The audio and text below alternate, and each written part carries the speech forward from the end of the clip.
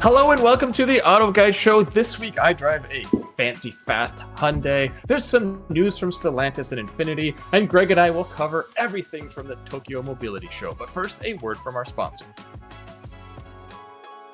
eBay has reinvented car buying. From click to curb, everything is covered. With their new secure purchase, eBay isn't just where you find your car, it's where you buy it start to finish. Title, financing, registration, delivery, it's all built in.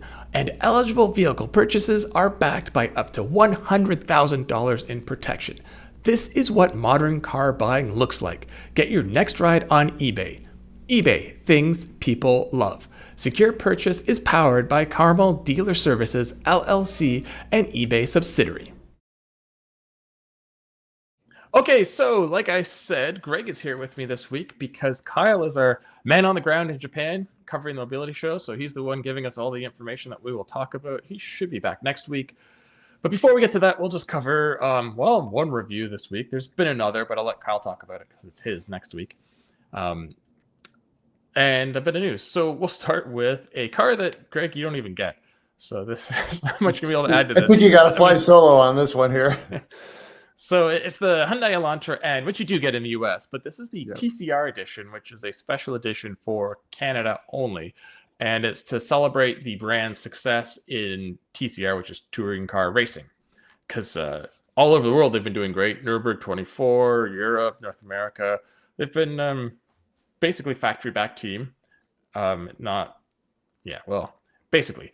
And the success came pretty fast and often for them. So what this is it's just a regular N, which is such a fantastic car. And I haven't driven one since the facelift. I don't know if you have, Greg. When we first had the car, it was so raw and fun and fast and a great value, but it also was raw in the sense of it was kind of loud and punishing and all those sort of things. It was very compromised. Well, this facelift, they have fixed the suspension so much. I mean, it's still on the stiff side, but I would say like a Civic Type R, where in the softer settings, it's fine, like perfectly fine, and then you can make it more hardcore when you want to. They've toned down the exhaust. It's still loud. It still gives you those nice pops and bangs, and in the N mode, it still makes a good growl, but it's not ridiculously obnoxious. Like there are people you saw online getting pulled over by the police for thinking they had aftermarket exhaust and whatnot, and they've kind of avoided that next level setting now, so that's fine. It just reminded me how much I like this car, and the pricing is still so good. So TCR edition, what it does is it adds a bunch of bits. Most noticeably is the gooseneck spoiler, so it's basically the wing right off of the TCR race car. I mean, not the exact same, but it sure is a good replica, a carbon fiber adjustable wing. It's a bit much. Maybe it's because I'm a middle-aged dad, but driving around in this thing, I'm having so much fun. And then I remember when people are looking at me sideways, it's like, right, I have a 3-foot wing off the back of my car. You look like you're trying a little bit too hard when you're doing that with like car seats in the back, Yeah, the rest on the outside, there's just blacked out wheels and other bits and pieces. It does actually have the upgraded brakes, which is cool. It has, nice. And the bite's noticeable. The 4 pistons up front really just clamp down. Inside, again, it's just mostly badging. You get all of the cool performance-orientated interior bits like the Alcantara steering wheel and shift lever and parking brake. And this is the manual with the rev match, which not the best manual out there, but still a pretty good one. Yeah. I think its problem is it's going against the GTI/Golf R and the Civic SI/Type R. It falls in between pricing on both of those, and those are all such great transmissions. But compared to Corolla, GR Corolla, it's like, this is a better transmission. So my conclusion was, for the pricing, it's such a good value and something I could totally see myself buying. But in Canada, this TCR package is like $6,000 extra, and just skip it. I mean, the only one who's going to want it is the hardcore Hyundai N enthusiast, and there is a community of them now, a huge community. So someone who wants like the ultimate or the special edition, or just to really flaunt how much they like the brand in the car. But otherwise, you're not getting enough performance, and in my opinion, you're getting a slightly worse overall exterior appearance, just get the regular end and have it last. I would agree with that. I think it's I mean, I will say this, Hyundai does a great job of chasing value, so you do get a fair amount of stuff in, this and many of their other products. But this is a little bit over the top here. So I will say this, I'm jealous you got to drive it. This is one I wish I would love to drive this for like a week and just kind of, have fun with it, push it a little bit, get some stairs and, blow up my Instagram feed, all that good stuff. Yeah, and like I said, I mean, 2 weeks ago we talked about sports car value, and this is the one I picked because you're essentially getting the exact same car for like Yeah. 35 with destination in the US, which is crazy. Yeah. All right, so moving on to turbocharged 4 cylinders, we've got a theme going right now. The new Jeep Grand Cherokee has finally been unveiled, and we kind of saw it leak earlier, but it's one of those. It's almost like a Range Rover where it's got a familiar style that Stellantis knows not to mess with much. So, I mean, I like the new look. It looks good. It's just a slight different take on it. But the big news is what's under the hood, at least one of what's under the hood, and that's a new Hurricane 4-cylinder turbocharged engine, which is interesting. They're making it a family of engines. It's almost like Ecotech for GM back in the day. And what was Ford's Z-Tech or something? Or Ooh, yeah, now I'm blanking on it. Car guy trivia back here. Yeah, it's going back a ways. But yeah, it's interesting. And the engine is, it's no slouch. It's what is the 2-liter, I think? Yeah, this is quite the pocket rocket here for an inline 4-cylinder. Yeah, it's a 2-liter, and I think it makes 350 horsepower or something. Or no, maybe not quite. That's the torque, I think. But yeah, here I got it here: 324 horsepower and 332 pound-feet of torque. Which for a 2-liter, like that's a lot. That's a lot of power. Remember when Evos and STIs didn't make that kind of power to 2 liters, and they still seemed like ridiculous? So this is an SUV now, but at first I was like, why are you using the Hurricane name? But then I was like, you know what? This 2-liter and the power it's making, and this is like step one. Who knows what else it could make down the road? It's like their inline 6 turbo where it makes so much power for its size. So people will complain. I want my V8 or my V6 in the Grand Cherokee. I'm sure there'll be other engine options, but this is going to be more than enough. And what I'm excited about is this engine potentially trickling its way into other Stellantis products down the road. I think it's a good move to actually kind of broaden the scope of the Hurricane family. I think it's got, even just in the few years it's been around, I think it's got a lot of like brand equity. I think enthusiasts like it. I think it kind of softened the blow of when the Hemi went away for just a little bit. The straight 6, I think, is a real gem. I've driven that in a variety of products. I'm sure you have too. Most recently, the Ram, actually.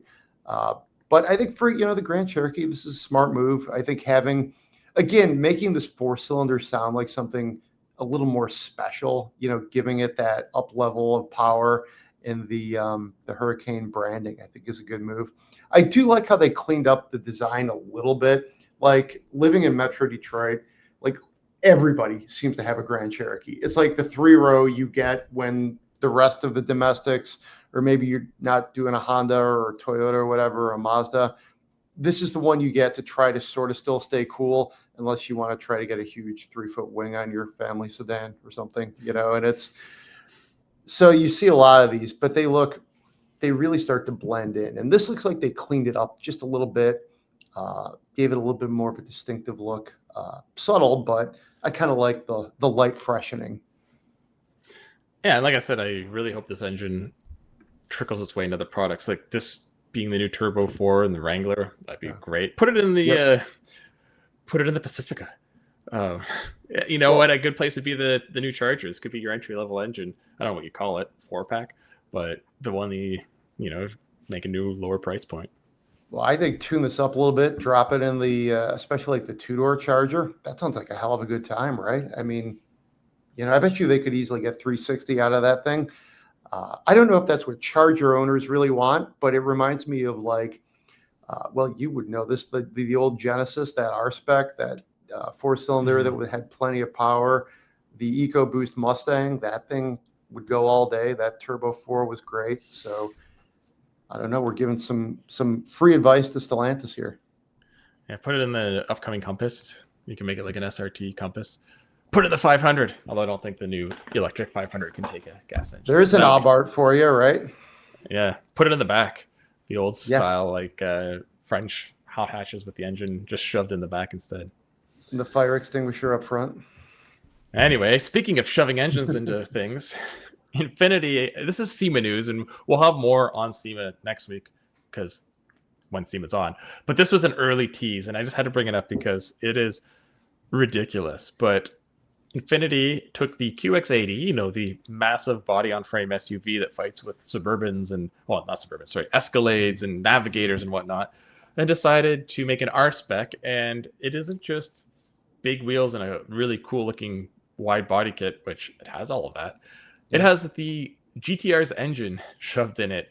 And not just the GTR's engine, but one capable of 1,000 horsepower, which is amazing because they've always, since this 3.5 turbo V6 came out, have kind of been like, not saying it's the GTR engine because it's not, and not even saying it's sourced, but saying it has some family familiarity. So this just shows it has more. If Infiniti had a couple of these engines kicking around, they should make a special run of these. You don't need the 1,000 horsepower, but even like a 700, horsepower. 600, Yeah. sure. I mean, just a little short run.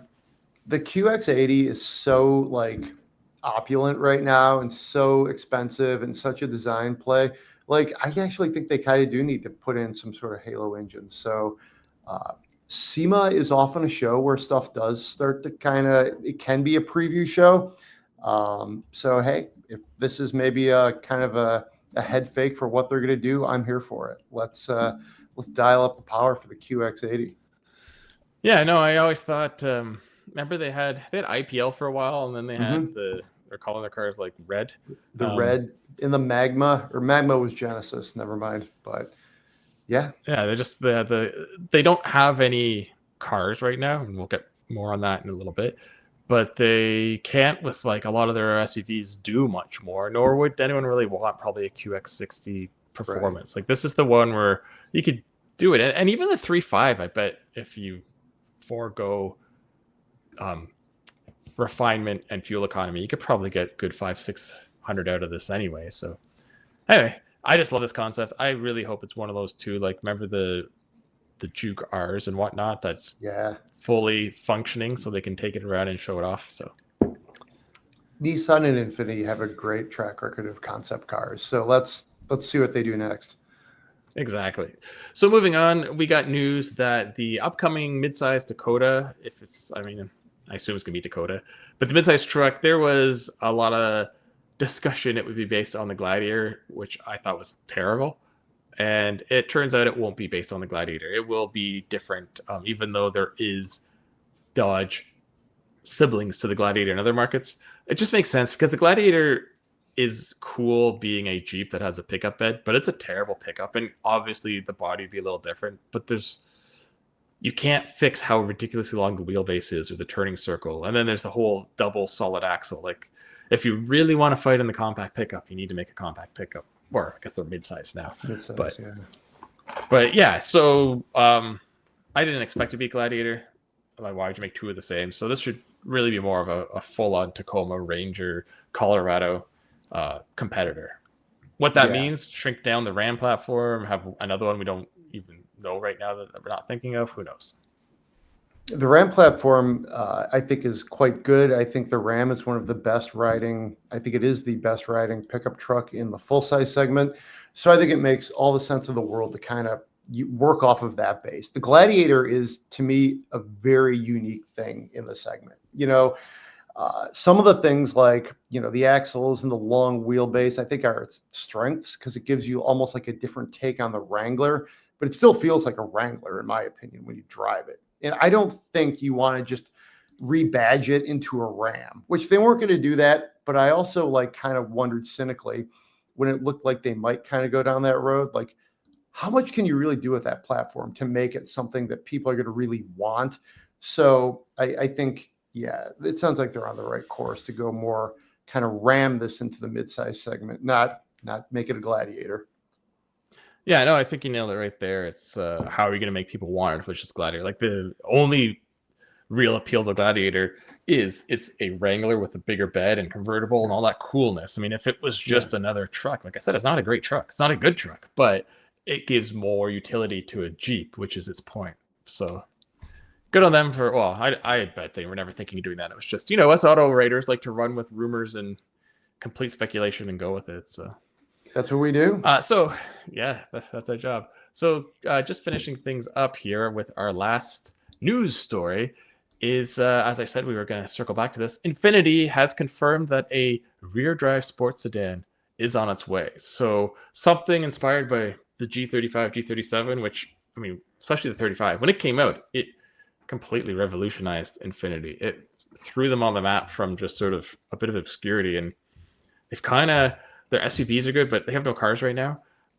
Reports also come out that a new Skyline is on the way, and everyone's thinking like, "Oh, a new GTR." It's like, no, a new Skyline. I mean, maybe we'll get a GTR, but that further confirms a new Infiniti's coming because the last two Skylines were the G35 and then the Q50. So,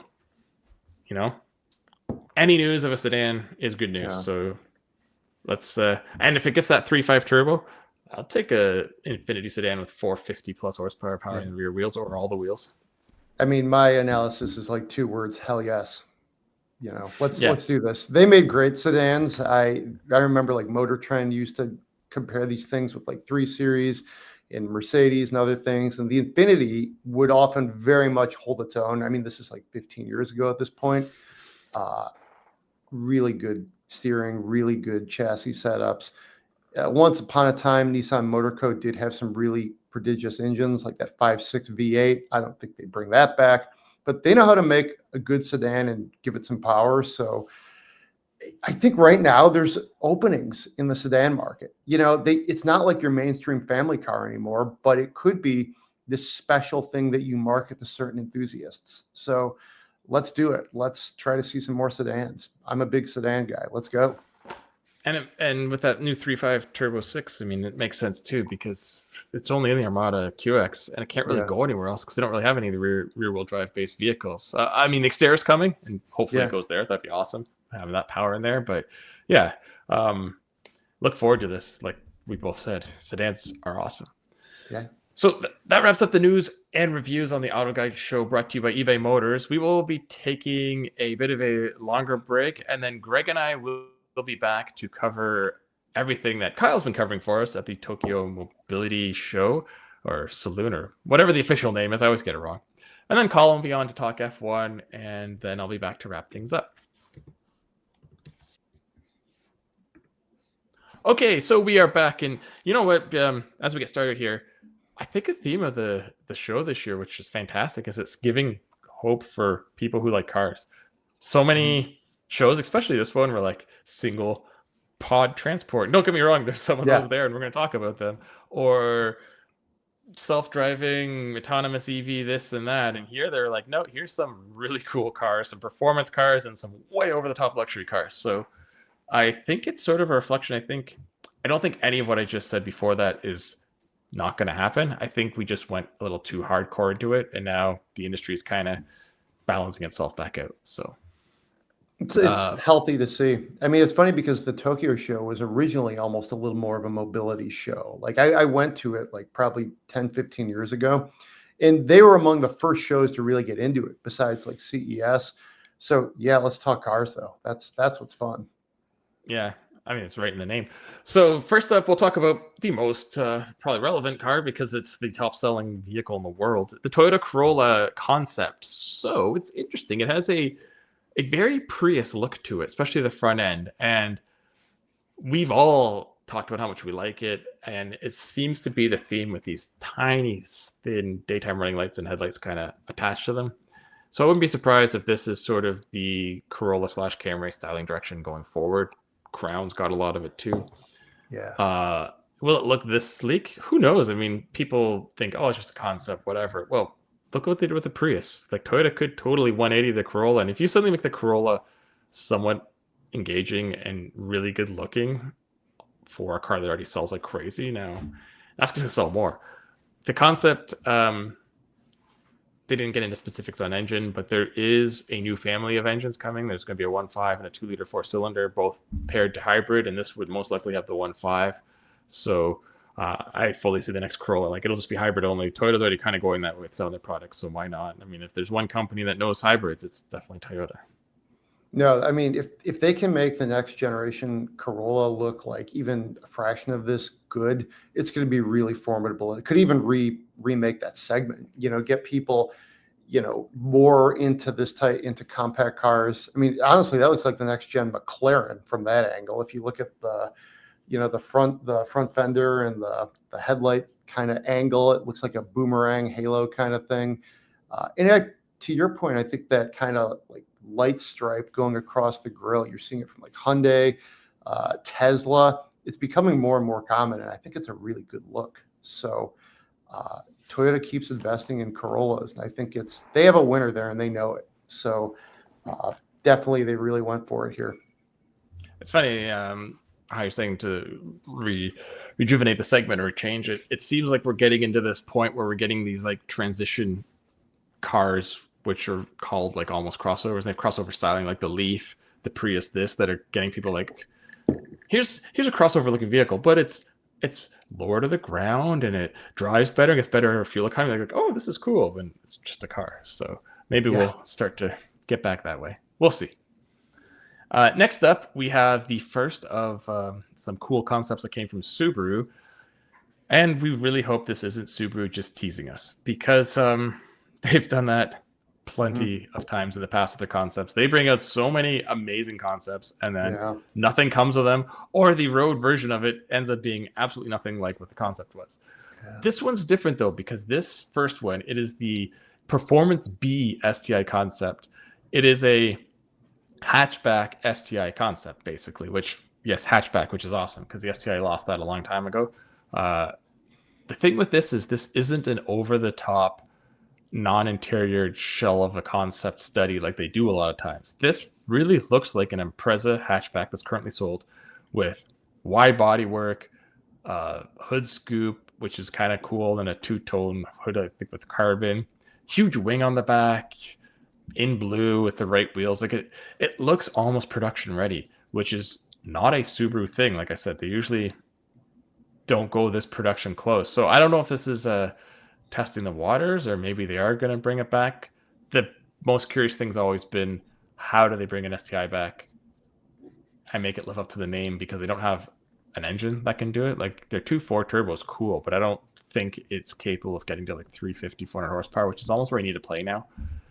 Yeah. But if they have convinced Toyota to give them a little more hybrid bits and pieces and know-how, and you have that engine with 100 horsepower electric motor stuffed between it and the transmission, then you might be getting somewhere. So let's hope this isn't just a study, because it looks like it could go on sale up tomorrow. So no, I agree. I think some of that body work is a little over the top. It's very like STI. It even reminds me a bit of some of those kind of crazy Civic Type R concepts. But if you're going to do this, you got to do that. You really need to dial it up. I personally think a hatch for this would be, just great for guys like you and me who would like to see this come back and kind of broaden the focus of what that is. To your point, though, how many like STI like concepts has Subaru rolled out? It's almost like when Audi rolls out another e-tron concept, you're like, okay, sure. What are you gonna do with this one? Something else called an e-tron? Another STI from Subaru? Really? No way. So I would love to see them do something like this, though. Like, you made a good point about the Civic Type R. Like, the rear wing is a little ridiculous, and it wouldn't be that big, but they're really showing a rally. But a lot of the way the fenders are in bits and pieces and exhaust and all that, I see a lot of GR Corolla, a lot of Civic Type R, and they're doing okay for those brands. So I hope this isn't a Subaru being like, hey, like, we could do this too, as opposed to, hey, maybe we should get back here. So we'll see. I'm not gonna be overly optimistic, and hopefully be pleasantly surprised. There you go. And speaking of STI concept, there's another one too, and this one is more of the out there left field dramatic concept, and that's the Performance E STI concept. And this is an all-electric take on what an STI could be, and it's got the usual Subaru concept with this super sleek body. Looks great, Oh huge yeah. half gold wheels. It's got the blue and everything. Like this is sort of what I more expect from the company. Is this? They'll say this is sort of like styling direction in the future, and they'll take little elements and bits and pieces, but their cars won't actually look like this. But there's been rumors forever that there could be an all electric STI.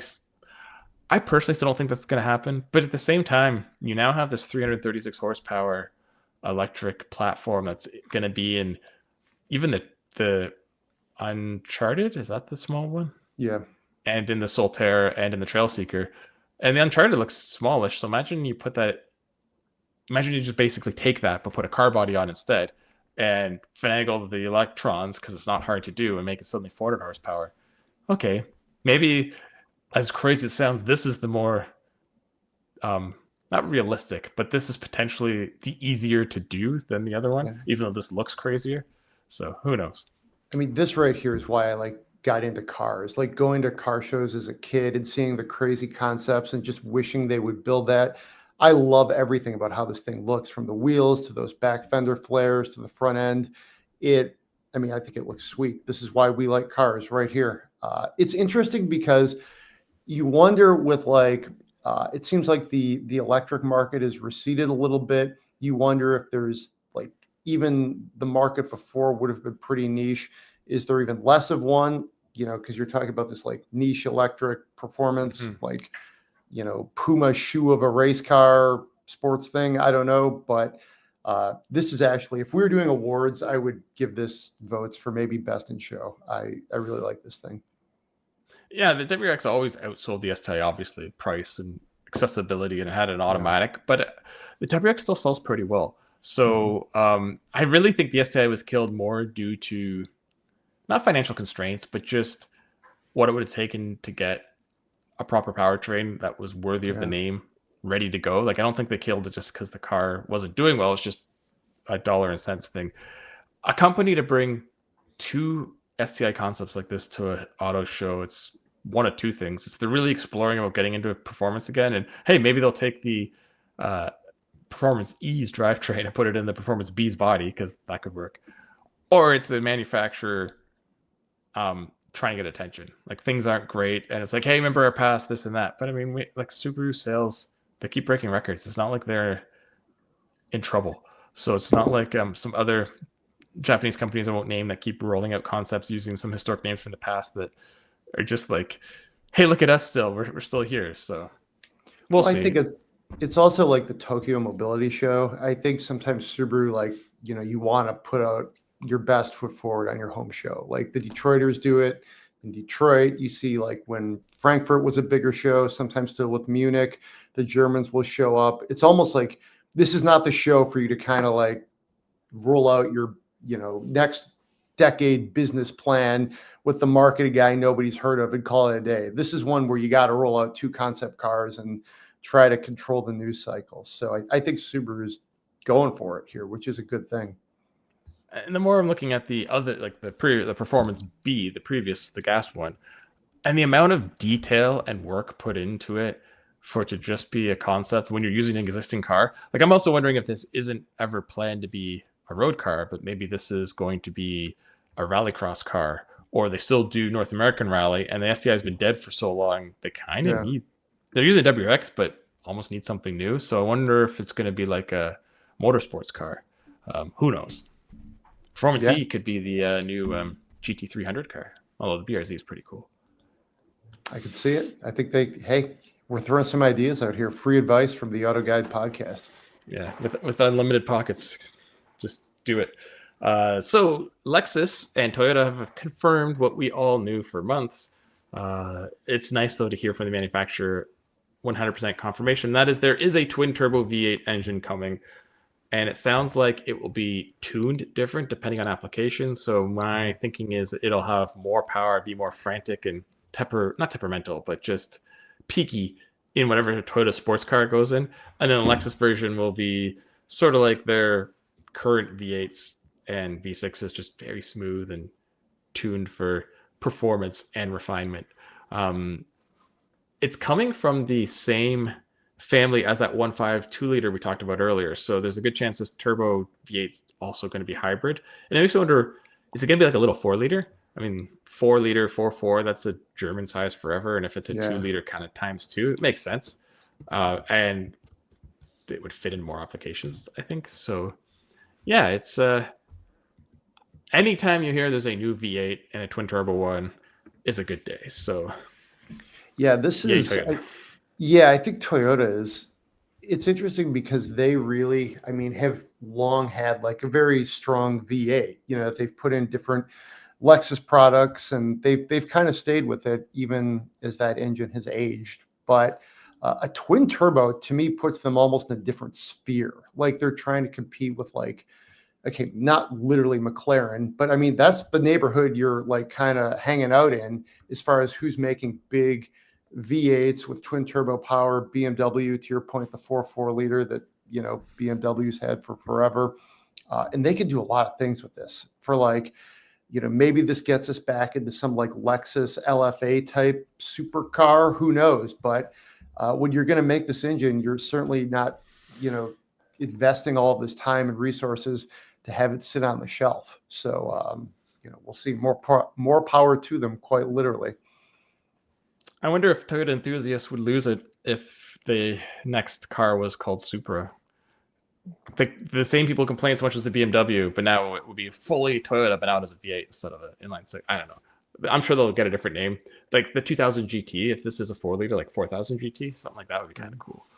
But I was going to say how you said they have a history of the V8. Like that V8, it didn't save the company. The company was doing fine, but it really transformed it to the next level when that V8 started going in the Lexuses in the early 90s and then the Toyota trucks eventually. And yeah, it was a big deal. I was literally just going to say, throw this thing in the Tundra. I mean, that could really, it's not going to flip the field in trucks because nothing ever does. But I mean, maybe you grab some incremental sales from people who are interested in that. You could certainly do some things here to really create interesting halo products up and down your lineup. And, right now, again, like the Hemi is basically an old engine. It's not this new thing. Like the newest Stellantis engine is like the Hurricane family we're talking about. Mm-hmm. And you're not seeing a lot of new V8s. And hey, this is borderline exotic territory. So let's go. Well, to your point, the Tundra makes total sense, but I think even more is the Lexus. Like you want to have real F Sports or just real F models. You put this into the LX, the GX, maybe even put it in the 4Runner and get like a TRD 4Runner, I don't know, Desert Runner or something. Like let's do that. There's a lot of places you could shove this in. Tacoma, X-Runner come back with a 500 horsepower twin turbo V8. Yeah. More free advice using unlimited budgets for the manufacturers. Ask AutoGuide. We're here for you. eBay has reinvented vehicle buying. From click to curb, everything's covered. It's all thanks to their new secure purchase. Ever try to buy a car and end up in a parking lot with a stranger on some blind trust?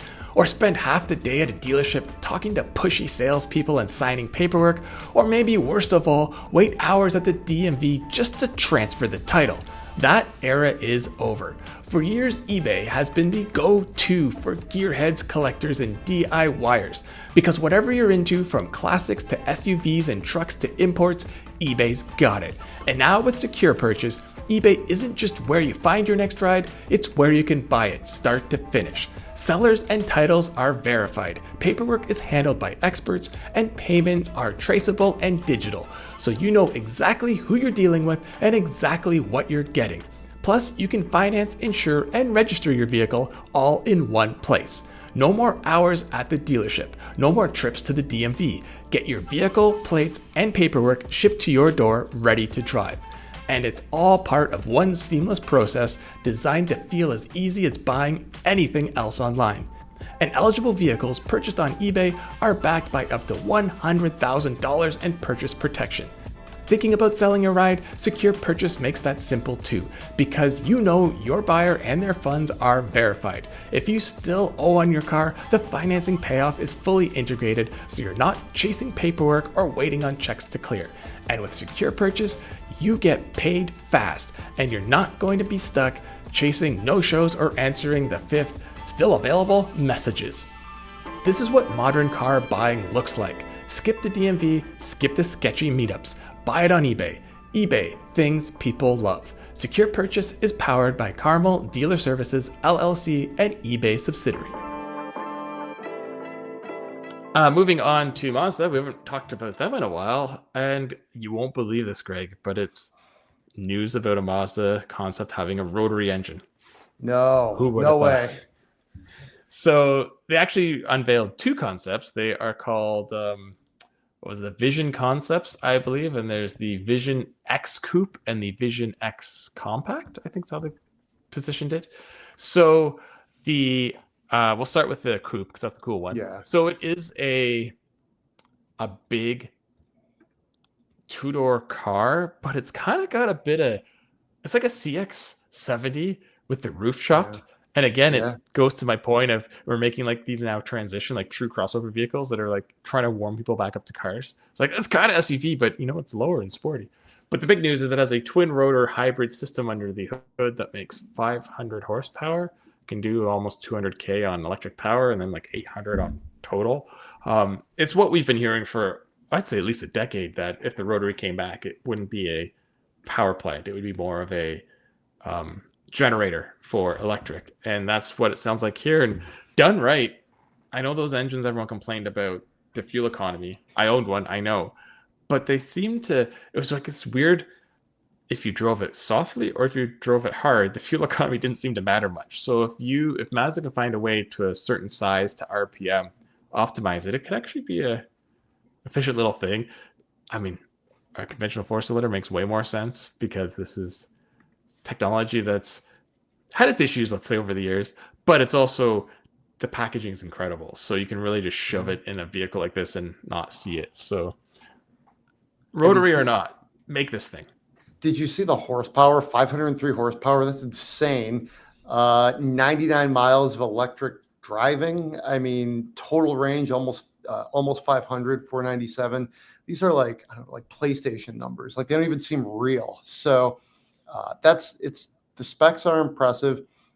It's a coupe. They're calling this like kind of a coupe preview thing, but I honestly see a little bit of like a way they could take like a Mazda 3 or something if they wanted to and make it kind of riff off of this. And, you know, it's yet again another iteration of Kodo. I guess to be perfectly honest with you, I feel like I've written about this concept every 2 or 3 years since about 2010, because it feels like they roll out a rotary concept with Kodo design language that is either a coupe or coupe-like styling. It's just the same playbook. They just kind of keep rolling it. Rotary does have so much like, you know, cachet for the Mazda base. And again, this sounds like it could maybe be practical, but they never really seem to like make it pay the rent. So I don't know. I guess I'm always a little cynical about these. Yeah, they always, this is like the long rumored rear drive sedan platform, and it's kind of evolving, but one day Mazda's just going to make something and surprise us. But I don't know if this is it. And then the other one that could easily happen is the compact, and that isn't rotary powered or anything. It's just, I would say it's more of a stylistic preview of the future. And again, it's like they both have with the new Kodo styling, it seems like they have the running lights are almost like fangs down below the headlights, which is cool because no one really has that. And I can imagine it would give a very distinct signature, and it's a very compact little thing. I don't think this is what the new 3 would look like. It's a little too upright and whatnot, but maybe this is the styling direction for the next CX30 and the CX family in general. So these are probably, out of everything we've talked about so far, the least likely to really go in production, but it's just Mazda kind of, I think, experimenting with new style, and I bet that light signature might be what we get out of these. Although I really want a 500 horsepower hybrid rotary. So yes, same. It also kind of looks like the Acura ZDX. Do you see that? Am I crazy? You seeing that there? I don't know. That's kind of my... Yeah, there's some there. So. All right. Well, we are moving along here, almost wrapped up. We go back to Toyota Lexus, and we've talked about this before, and it was the Century Coupe, which we said back in the day was going to target Rolls-Royce and Bentley, and now they've rolled it out in the, I was going to say the flesh, but that doesn't make sense, in the sheet metal, I guess, for people to look at, and it's sort of what we thought. It's a giant, another one of these, it's not really a car, and it's not really an SUV. It's this big backwards opening two-door coupe door thing, which screams of Rolls Royce. Like this, this could have been a Rolls if it had a different badge. Which and Oh it yeah. has like Genesis like headlights, which is kind of odd. But yeah, if you're going after Rolls and you suddenly have a new twin turbo V8 that's probably also going to have a hybrid, this is the kind of vehicle I think you start with. It's not going to sell much, but it's a halo. It's if you want a whole new brand called Century that's going to be above Lexus, then got to make a statement. So I definitely see the Genesis in here. It kind of looks like a Franken car, if I'm being honest. Like, I'm here for the concepts and just like crazy design. This is pretty wild. It's also got kind of a weird like stance. Like it almost has like the vibe of like a rally car. At least that's how it looks in the pictures because it's a little higher than you might expect. But I mean, we're talking about it. And if Century is going to really become a thing, you got to make people talk about it. So, I mean, it's tricky because we've seen Cadillac. They rolled out that they have that limited edition sort of program well, with that yeah, enormous thing. It's tricky, even when you're Cadillac. Like, you say what you want about Cadillac, but literally, if you say the Cadillac of whatever, mousetraps, pudding, whatever, it's still the Cadillac of. It's not anything else. It still has all that brand recognition, but you see how hard it is for what they're doing. And then, so I'm still a little cynical that Toyota is going to really ever get traction with the Century brand here. I think there's a lot that you got that goes into it. Maybe they'll make some cool cars, but even Mercedes with Maybach kind of rolled it back into being a trim level. mm-hmm. I don't know. I feel like there's just like the opportunity to make more money off your luxury products is there in theory, but it feels like car makers haven't really been able to capture that. Yeah, like your point with Maybach and some others, there almost seemed like there wasn't enough separation. Like Mercedes S-Class AMG was so up there already. Like how much can you go? Whereas with Lexus, I've always felt recently they're not really going after the Germans like they used to. Some segments they do, but they're really sort of they're playing in their own little world where they're better than the premiums, but not in the. I wouldn't say they're not full luxury because they have the luxury, but they're going more for like comfort luxury as opposed to the performance luxury that a lot of the other big brands do. So there's definitely a ceiling and a gap between there and this high one. And Toyota being Toyota, I mean, if they are very serious about Century and creating this brand, I mean, if they give it the Lexus treatment when they first came out, like if this thing comes out quieter than a Bentley or Rolls Royce with like 700 horsepower twin turbo V8 hybrid system and like just go nuts with everything, and it's buttoned together with like the world like concrete. It's so well put together. They could start something, but I think again to your point, if they want to do this, it's a long play, and you got to be willing Yeah. to lose money probably for the next decade as you get the name out there before you start making it back. And I mean, Genesis, Hyundai did that. They started with the sub brand within the brand, and they made a brand, and now I feel they're pretty established with car people, but maybe not the regular public. But they keep going at it, like they've been pushing it. So 10 years is not that long in the car business, and it's expensive, but I mean, if you can stand something up, well, then you have it, and you've got, pardon the pun, but then you have a brand for the next century. So, I mean, maybe if you're Toyota and you're on good financial footing, this is a reasonable play. I think it's some of the other companies that go down this road, it's more questionable, but if they could pull this off, it probably makes a good deal of sense for them. yeah, yeah. So you're gonna say I can't really disagree, but our next story can basically throw everything we said out the window because Lexus has a group of concepts that are they're all called the LS, and it's like the LS family. And Yeah. now something's like, oh, Lexus is going to make a top tier model lineup. So now you're like, well, now where does this go with Lexus and Century? It's like Toyota's just like looking at the automotive landscape and saying, hey, there's a couple pots we're not in. Let's try everything. So the LS family has a bunch of vehicles, and we'll start with the one that we saw the picture of, and that is the 6-wheel super Mm-hmm. van, which I am still a giant fan of. If it's Yeah. if it's Rolls Royce luxury in a massive 7 or 8 person van. I mean, I was just in Mercedes vans in Europe this week, and I forgot how nice a proper luxury van that still has space is, because we don't have that too much here. Like we get our people No. shuttles or we get SUVs, but we don't have the middle. So this is obviously not happening. Lexus isn't making a 6-wheel van, but it's sort of a design study. And then they have the LS Coupe, not Coupe, sorry, crossover, which is a coupe over basically. It looks like just a big RZ to me, and that's Yeah. sort of what it is. And then there's the what do I call it? The LS Micro Concept, which is basically a personal super luxury pod, which is actually really cool because these personal pods are always like a plastic seat in like a cardboard box that's going to drive you around, whereas this is like full Lexus treatment in this like cocoon of luxury that drives you around. Um, so yeah, I don't know. None of this is being built, but I don't know what they're trying to prove here. Like there's some style or philosophy they're trying to get at, but it's cool. Like maybe that's it. I kind of like the Lexus catamaran concept too. If you're talking Lexus concepts from this, I don't know.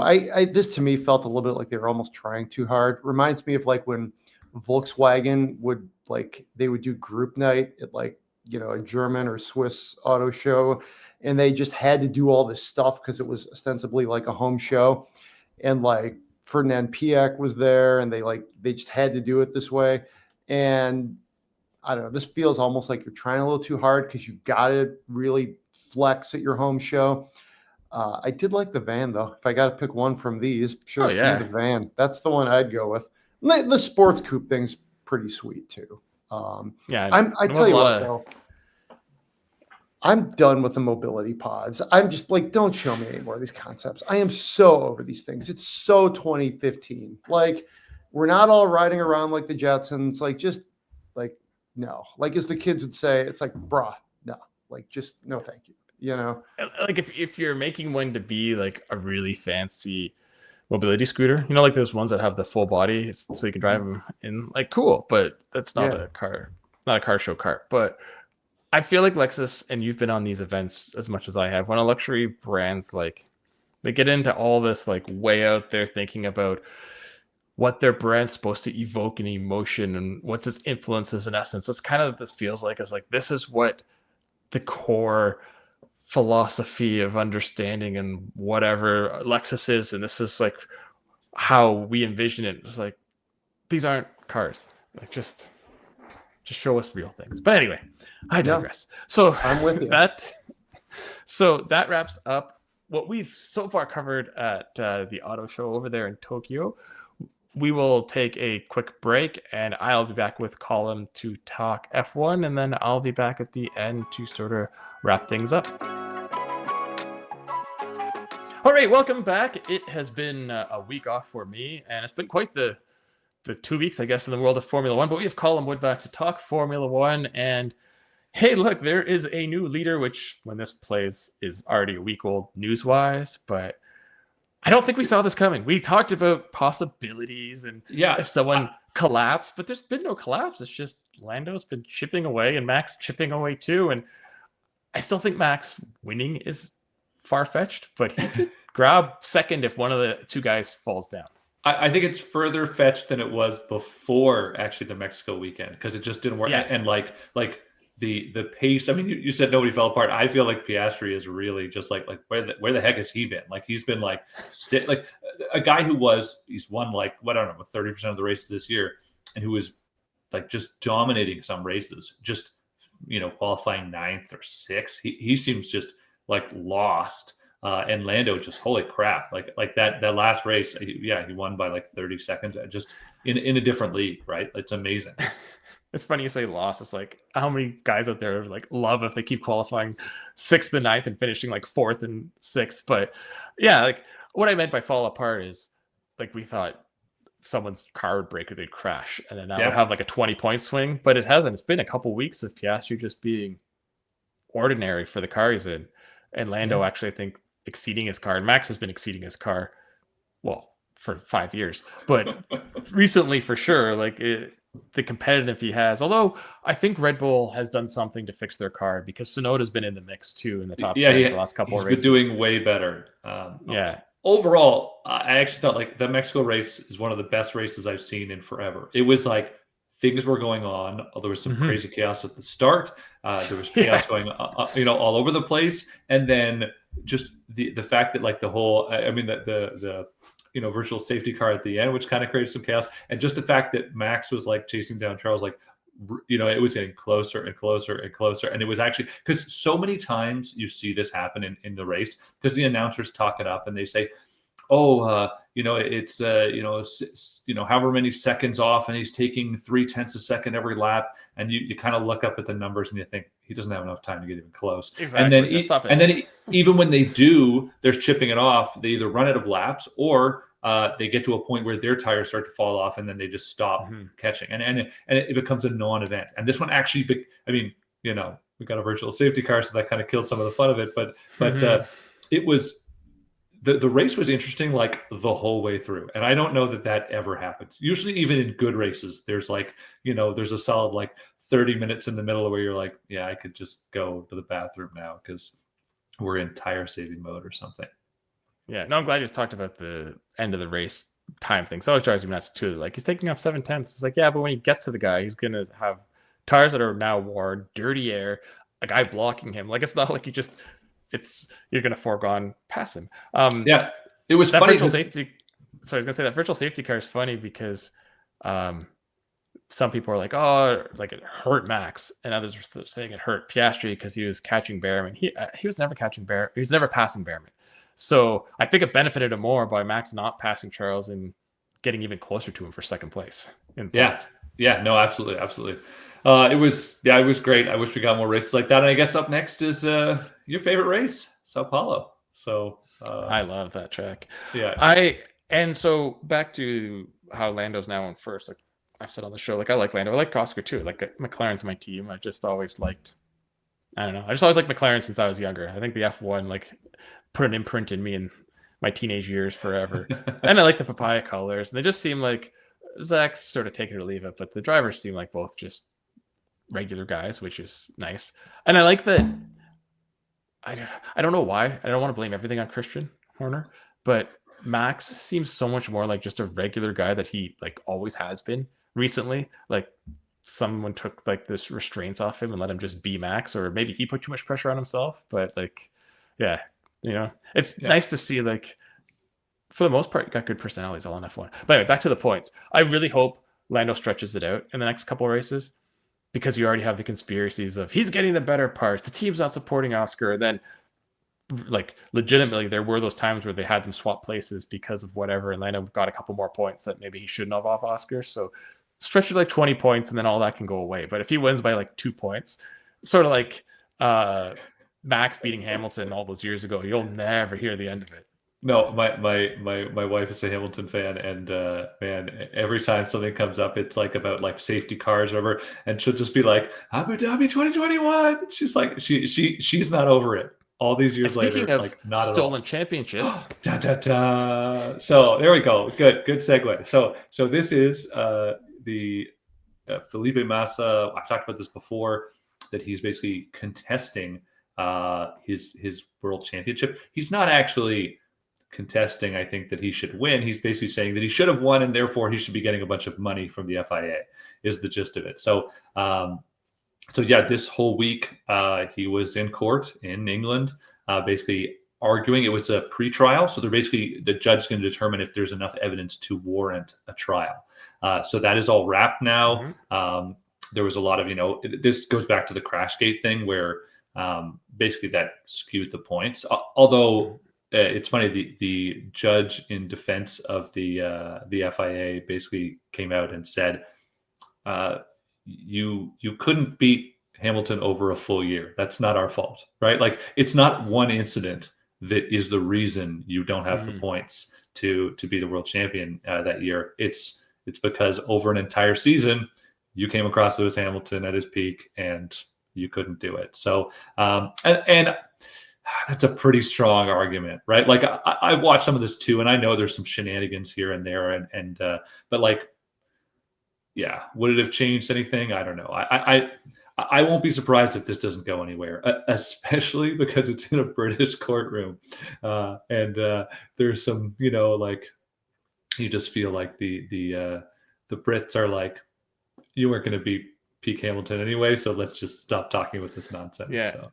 Well, I have one comment to make on that in a sec, but your thing about the judge's response, if you can beat them all year, like my sport, I love F1, but my big sport's baseball, and I'm guilty of this. You don't say, Mike. You don't say. Yeah. And I try not to. I try to not do this because I know they're ridiculous. But you'll hear like, "Oh, that umpire, like that strike call ruined the game for them," or that guy couldn't get the big hit in that one moment. And it's like they had 8 other innings that they could have scored runs and they did not. It's not. Yeah. That's the one that was the final deciding factor, but they put themselves in the situation for 8 innings. So yeah. And over the course of a season, a race, a game, a year, whatever, there will be ebbs and flows, and sometimes you'll win, and sometimes you'll lose. Actually, it's funny. They asked Max had said at the end of that race with the virtual safety car, and they actually asked him about how, doesn't that suck? And he said, well, in the past, safety cars have been to my advantage. So, you got to kind of take the wins where you can, and don't get too upset about the losses. So. Yeah, you're right. Like over a season in any sport, there's going to be victories you get that you had no business getting, and there's going to be losses where it looked like you should have easily won and you blew it. So yeah. I'm just running with Mazda. Is this a principle? Stick it to the FIA out of principle, or is it someone didn't manage their money well enough and they need more money? Well, is he? Oh no, it's Barrichello who's racing in the NASCAR series in Brazil. That's different. So, yeah. But yeah, I don't know what's up with Mazda. I'm sure he's upset. He could have been there. He's suing for what comes down to, I want to say it's 64 million British pounds. So that's I don't know what that's worth today. No, it's not. I mean, it is not, to the FIA, but to us, I'm sure it is. Yeah. The FIA can just throw that around anywhere. So we'll see. I'll keep you updated if it becomes an actual court case or not. I'm sure if it does, it'll get juicy. But I predict it goes nowhere. All right. Yeah, so do I. All right, moving on. We have some Colapinto news.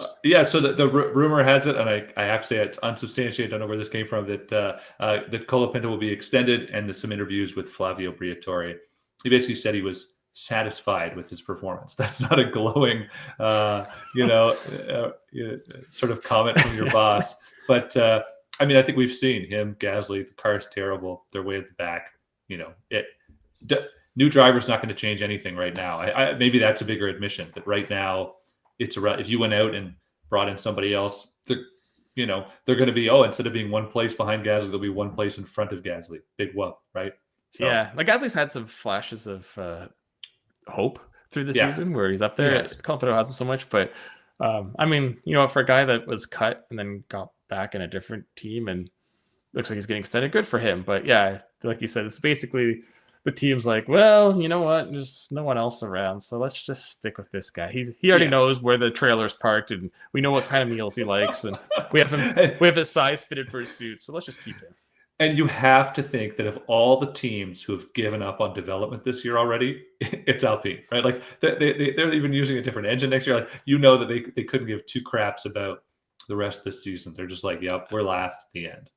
I don't think Alpine or Kicksalver gave up on this year. I think they gave up last year. This was just let's just wait till next year when we have our new names, our new engines, our new everything. Although Kicksalver's had some decent finishes. The one team that I'm surprised they're suddenly getting very competitive, and another one I thought would have given up and waited till next year is Haas. Like we were saying earlier, like Behrman, like they're in the top 10 consistently, both of their drivers. I totally agree. Haas has been a huge surprise. So maybe it's because they need to get some attention before Cadillac shows up next year. And anybody who cheered on Haas as the American team is now like going to go shoot over to Cadillac. So maybe. All right, so let's move on to our last story of the week. Oh, and it's a Red Bull. The rumor has it that there will be a launch date for their new car on January 15th, and it's going to be in Detroit. So they're going to do it because Ford is their yes, because Ford is their new engine partner, right? So they're apparently going to debut. They suspect it'll be like, is it? No, they'll do their own thing for sure. But yeah, January 15th is the date. It's funny because it's not called NAIS anymore, right? Detroit Auto Show 2026. There you go. We're both Googling at the same time. 14th to 25th. Yeah, but the media day would be the like 12th or 13th though, right? So I think it sounds like it'll be just after the auto show. Which is also very interesting because you'd think you do it just before. Like it's gonna be hard to get attention during, but besides all that, I thought like we're having that crazy gala thing we had last year going forward where everyone shows their cars together at once now. Is that already dead? I don't know. I can't remember. I'm not sure it was all that successful. I remember Max said something about he wasn't even going to show up. So maybe they do that too. I don't know. But there's always the potential that they like show their car here, but they don't show their livery till another event. You know, they always like to tease everything out. And knowing Red Bull, it'll look identical to the year before, their livery anyway, because they never get terribly creative with that. So yeah, it'll be interesting. So we'll so just so you down know, the road. I dug into it deeper. Media and industry days are the 14th and 15th. Charity previews the 16th, and the public's on the 17th. So if they're going back to a double media day, like Ford might be like, you know what, the 15th is just us. It's just gonna be our cars and Red Bull. So there's a good chance. And then Robin Thicke apparently plays a concert on the 16th for some reason, a Canadian at the whatever. Yeah, so maybe they'll do their own event like they've done in the past off-site. But I'm then, sure they would. Then the car will be at the show, which I would totally get because Ford will want that car front and center on their display to show everyone and get interest in the brand in F1. So I like that. It can't be a coincidence. It's the 15th. Like there can't be Ford F1 and Ford passenger car. Both just are like, we'll pick this date randomly. Like there's a reason that they're doing the 15th. So yeah, they want to exploit the hell. They're spending a ton of money. They want to make sure, they got the, Ford, Max Verstappen, Red Bull conversation going everywhere in the world. Hopefully sell a few more, I don't know, and on whatever they are. No, F-150s. On the other side, F-150s in the world. That's what they want to do. I could also see the auto show being like, we'll give you your entire day because if this is true, it's like, well, I guess I'm going to the auto show now. And that's what the auto show wants, right? So I could see it being a partnership on all fronts. Good point. Yeah. I still think Ford will do it independently, but the auto show would give them anything because nobody cares about that auto show anymore. So no, I agree. They'll have an independent launch, but then I think the car shows up for the public. Yeah. Time will tell. Well, we'll see. Yeah, not much time. That's like, isn't it crazy? It's like 3 months away. It feels like it's so far out there. Not even, actually 2.5 months away. It is 2.5, yeah. Jeez. All right. Well, on that depressing note, that winter's coming. On the AutoGuide Show brought to you by eBay Motors. We'll talk to you next week, Colum. And it's going to be a fun end of this season. Like one of the most fun ends I think we've had in a while. And then we're going to have the craziest off season in a while. So it's a good time to be around F1. It is. I'm stoked for the next race. So we'll talk soon. All right. Talk to you later. Say it. All right, so that just about wraps things up for the AutoGuide show this week. As I mentioned, Kyle's in Japan. He is at the auto show there, getting us tons of coverage, and he's been there all week. So that's been his week. He hasn't driven anything. Next week, he's actually still there to finish up his trip. So once again, he will be carless, but he should be back to talk with me soon on the show. This week, I too was on a trip. I was in Italy for most of the week with Lamborghini, which is amazing. It was a ton of fun. Lots of details on that trip will come out down the road. I was not driving anything this week because I was in Italy, but next week I will have the Fiat 500e Giorgio Armani, which I'm looking forward to just to see how it differs from the regular 500e. It's going to be just style-wise, but hey, maybe it'll feel just a little cooler special. Who knows? We'll find out. But until then, this has been the Auto Guide Show, brought to you by eBay Motors, and we will see you next week. eBay has reinvented car buying. From click to curb, everything is covered. Ever try to buy your car online and end up in a parking lot with a stranger on blind trust? That era is over. Now with Secure Purchase, eBay isn't just where you find your car, it's where you buy it, start to finish. Title, financing, registration, delivery, it's all built in. This is the modern way to buy your next ride on eBay. eBay, things people love. Secure Purchase is powered by Carmel Dealer Services LLC, and eBay subsidiary.